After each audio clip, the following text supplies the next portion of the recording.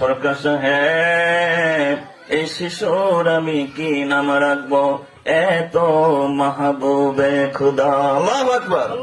জান, আমি আপনার শিশুর নাম রাখলাম মাহবুবে খুদা। কি নাম রাখছে? মাহবুবে খুদা।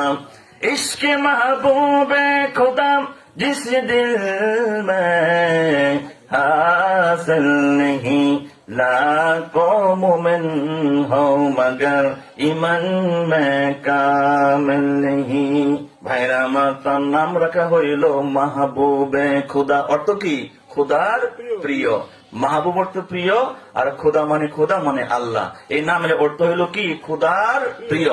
কিন্তু এই বাংলাদেশে এক শ্রেণীর কাঠমোল্লারা এই নাম নিয়ে ফেতনা করছে, দেওয়ানবাগি নিজের খোদা দাবি করছে, বলে নাউযুবিল্লাহ মিন যালিক। কেমনে? কই দেখো না, লেখা আছে মাহবুবে খুদা।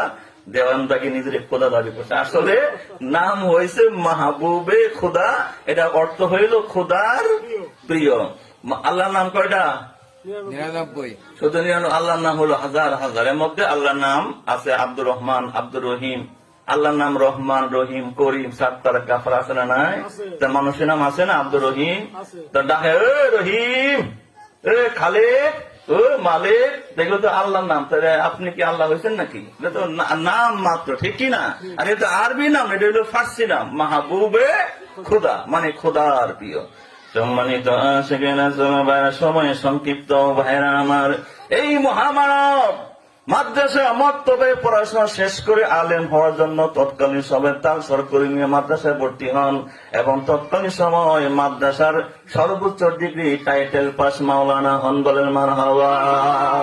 দেওয়ানবাগী একজন ওই পাকিস্তান পিরিয়ডে টাইটেল পাস মাওলানা। মারা বলেন। অতঃপর 1971 সালে দেশে যুদ্ধ লাগছে। কি লাগছে? যুদ্ধ লাগছে। যুদ্ধের সময় ম্যাক্সিমাম আলেম ওলামা পাক হানাদারদেরকে সহযোগিতা করেছে, ঠিক কিনা?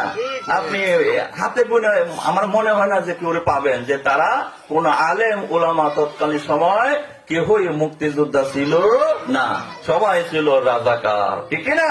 সব হুজুররা, সব আলেমরা পাকিস্তান থেকে সহযোগিতা করেছে। কিন্তু একমাত্র আল্লাহর বন্ধু সাহেব দেওয়ানবাগী, তখন তিনি তাগড়া যুবক, তিনি শুধু একা নন, তার সাথে আরো 72 জন সঙ্গীর সাথে নিয়ে তিনি একটা দল গঠন করে ছাত্র সংগ্রাম পরিষদ গঠন করে তখন মুক্তিযুদ্ধে যোগ দেন। বলেন সুবহানাল্লাহ।